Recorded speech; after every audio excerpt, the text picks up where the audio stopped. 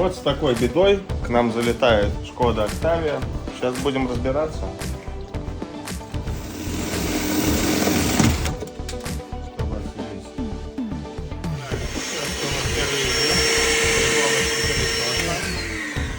Будем показывать, как мы ставили заклепки. Это будет маленьким секретом.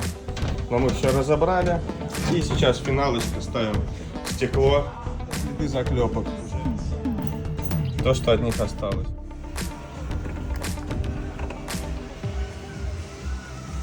Как новое.